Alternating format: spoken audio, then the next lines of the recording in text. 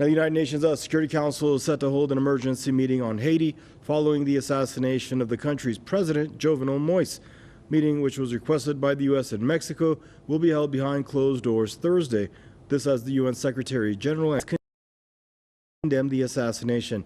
Now, Moise was killed in an overnight raid on his home by unidentified assailants on Wednesday. Acting Prime Minister Claude Joseph has declared a state of siege after the assassination. He also appealed to citizens for calm, adding that executives have been granted stronger powers to get the security situation under control. High-profile killing occurred amid a rising wave of politically linked violence throughout the Caribbean nation.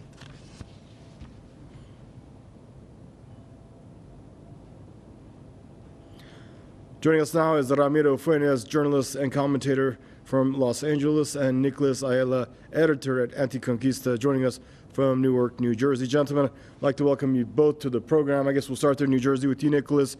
Your thoughts and who you may think may be behind it, and how do you think the future of the country may unfold now?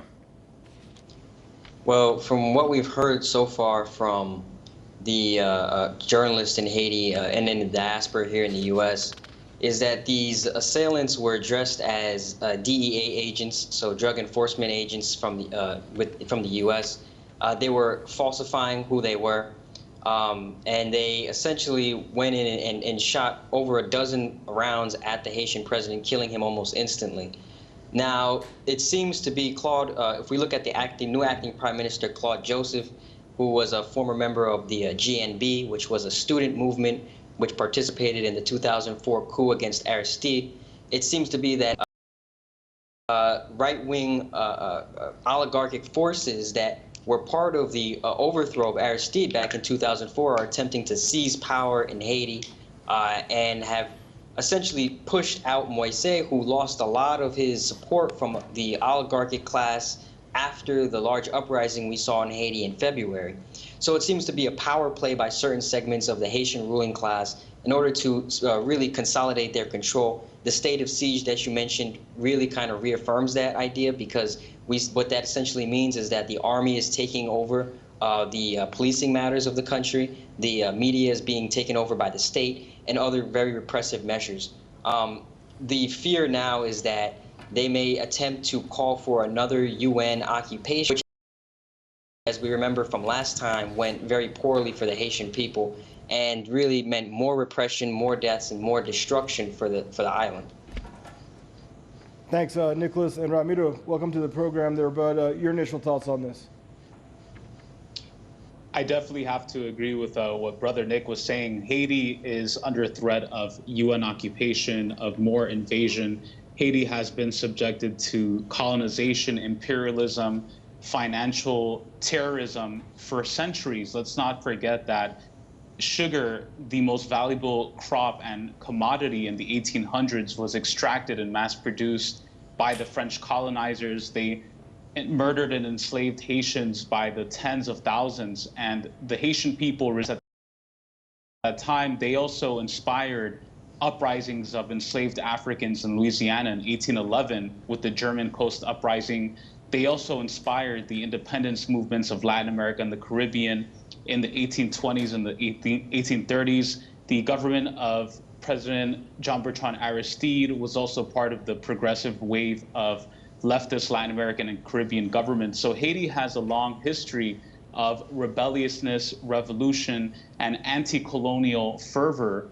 And I think the Western imperialist powers are trying to do their best to control the situation, to occupy the country. And I think the masses of Haiti are so politically conscious. I've been to Haiti twice, and I can't tell you how politically conscious people are of another UN occupation, but I have full confidence that the people of Haiti will continue to resist Moise and other Western-backed imposed leaders as they continue to fight for their national liberation. Thank you, Ramiro. And Nicholas, you know, when this assassination took place, U.S. was quick to say that Haiti is a very close partner of ours. We're very concerned what's going on down there. But, you know, over the last 30 years, there have been a few disasters there in Haiti, and a lot of Haitians feel the U.S. and Washington in particular has really let them down when it comes to kind of, you know, being at their service and aid.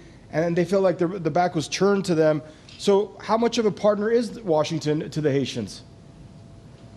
Well, when the U.S. says it's a partner to another nation, we have to ask who in that to. In this respect, in terms of Haiti, they were very close with Moise and his government, which was a ruling, essentially dictatorship that used paramilitary gangs to repress the Haitian people. So they were partnered with the oligarchs and the elite of Haiti, those who were exploiting the people, those who were keeping the people in poverty, but they were not partnered to the Haitian people who wanted, as Ramiro said, who wanted a progressive government, who wanted anti-imperial government, who wanted to fight back against the UN occupation. The U.S. has not done, and we've seen this after the earthquake in Haiti, the U.S. did not do much of anything. We saw what Hillary Clinton did and really the Clinton Haiti, which was take millions, if not billions of dollars from Haitian people that could have been used to rebuild the nation. So, the U.S., again, is a partner to Haiti, but it's a partner to the Haitian elite. It's not a partner to the Haitian people. And it never really is a partner to any people in the world who are actually fighting against U.S. imperialism and against the UN occupation. Thank you. And Ramiro, we have a couple minutes left. Your final thoughts there, please. I have full confidence in the success and victory of the Haitian people against colonialism, against imperialism. I think one thing that people have to keep in mind is that the chaos and crisis, and there is chaos and crisis in Haiti, I've seen it myself, is not intrinsic to the Haitian, not because they're naturally like that. This is imposed chaos. This is imposed poverty. This is imposed violence. This is all systems of oppression that Western imperialism, the World Bank, the IMF, the policy of neoliberalism have been tested and tried and imposed on the Haitian people for decades, if not centuries. And so that's one thing I want people to keep in mind, is that this is not just Haiti's problem. This is not intrinsic to the Haitian people. This is the problem of the Western capitalist system.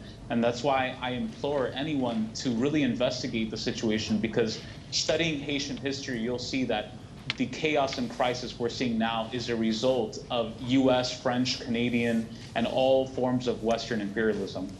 Gentlemen, thank you both for joining. Thank you.